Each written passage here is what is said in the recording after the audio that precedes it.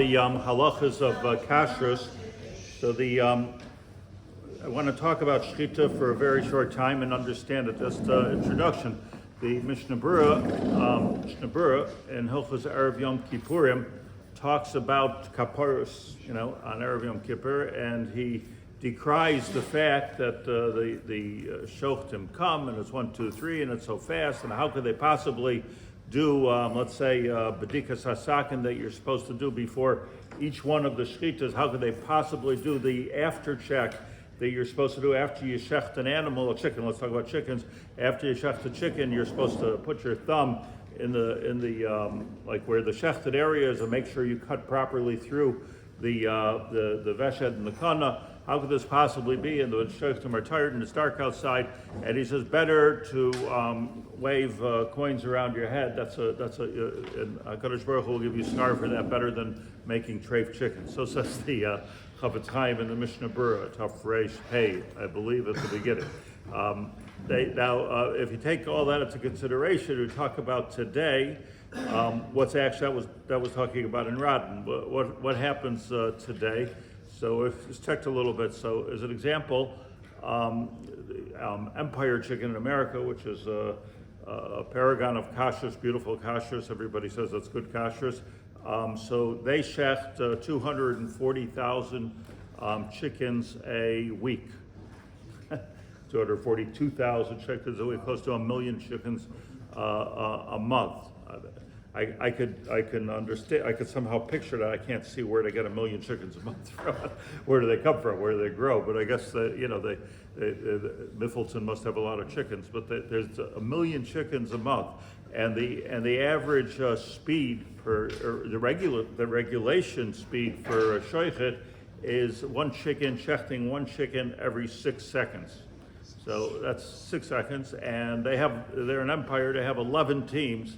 Each one shechting a chicken every 6 seconds, and then there's the chalav here in Eretz Yisrael, where we lead a slow life.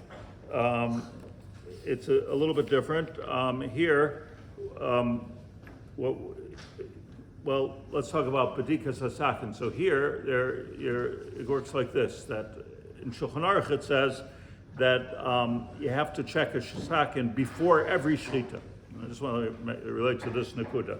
That's what it says in Shulchan Aruch. So when you ches sif gimel, before kodim sheshaychtim, you have to check. It's a din in the Gemara. The Gemara learns it from Yoshua ben Nun, and from other psukim. They have to check a shachtim. Just a good thing to do or a practical thing to do. You have to check a sakin to make sure it's kosher. And the reason for that is just that an animal is an aver min achai. It's 100%. Asur deraisa. Animals are walking isur deraisa. If you'd rip off a limb, obviously you're over from the big isurim. So somehow the shechita has to undo the aver min achai. But if there's any suffix at all, the animal is asur, because the suffix, its muksak is asur, and as long as there's a suffix, it remains asur. So that knife of shechita has to be powerful enough, clean enough, and strong enough that it can take away the aver min achai. And any suffix, you go back on its chazaka. Yeah, you with me? On the lumdas, any suffix on those. So how do you make it that there's no suffix at all? So first thing you do is you check the knife and you see if there's any nicks, because there are a number of things that will make the shechita puzzle. Anybody can do a shechita if you're a shemaim. You don't have to have a smicha to do a shechita, but you have to know what you're doing, obviously.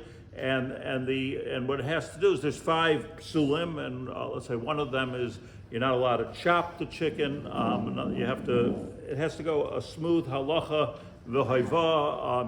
You're not allowed to have any kind of serrated knife on the chicken that would make a nick, etc. 5 things. So by checking the knife and making sure that it's razor sharp and it's not nicked, you're good. If you check the knife at the end, you see a little nick, and if you think about a chicken every 6 seconds, it's not like you're gonna have to check this once a week. Really, I mean, every 6 seconds it means if the knife hits a bone, it can get a nick.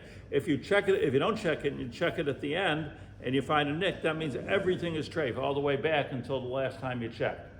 In this case, if you checked after 15 minutes and you found the nick, you talk about 600 chickens.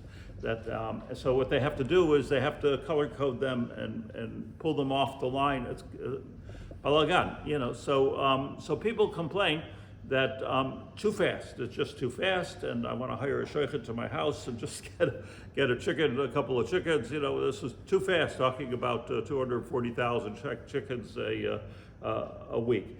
I just want to argue for a second. I'm not from the poskim of Kashrus here. I want to argue for a second that it's not too fast. In fact, it's never been better. The mass production, the assembly lines, the thought given to every single aspect of Shechita has never been before in history. This is not a guy coming with a knife and shechting it. I was looking. If you go on to here's a good marmakum for you, if you are so inclined. If you go to koshercut.com, okay, koshercut.com, you can buy a Shechita knife. That's all they sell. Shechita knife, $479. You get a Shechita knife. Look at the description of the Shechita knives. It's not made out of the stuff that it's been made out of for 2,000 years. It's made out of stainless steel, V9, the highest chrome vanadium. It's like the highest, almost impossible to nick. Of course, you have to sharpen it once in a while. It sharpens beautifully, razor sharp. It's not the same thing as it nixes when you do a Shechita. It doesn't rust. Rusting is one of the things that you can't let it do. It doesn't rust. You have to really work on it to get that thing to rust. We know the godless of high grade stainless steel. The amount of speed, in other words, the shechit used to be awkward. The shechit used to have to open the chicken, he will hold it down, and then shecht it. Now it's 3 people standing there. 2 people hold the chicken open, and 1 person shechts it. So of course you could do it every 6 seconds. So it basically goes. Well, let me do it right. It actually goes halacha v'ayva every 6 seconds. The malicha is done with heavy machinery, and it's done. The vacuuming of the limbs have industrial made, specially made. Actually, so I would argue as a havamina that we've never done better. I think that the efficiency.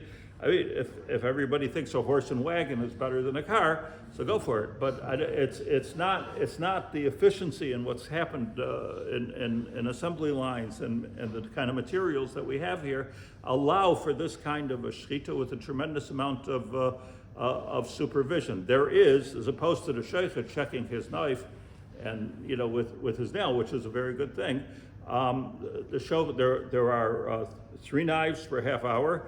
And there's a mashkiach on the side who's an expert. All he does is check knives, and he's handing the shochet the knives, and the knives are always perfect. It's a system. So all of this is as good as whoever the hashgacha is, because certainly there are places that are not careful, and there are places that never bother to check the knives. Okay, they're good, and they never, leave the salt on the chicken enough. All kinds of things, and they still want the quick produce in order to make the amount of money that's needed to run these kind of factories. So everything's as good as the hashgacha, but I would not worry at all about the paslus of the shechita. I think it's better than it's ever been before.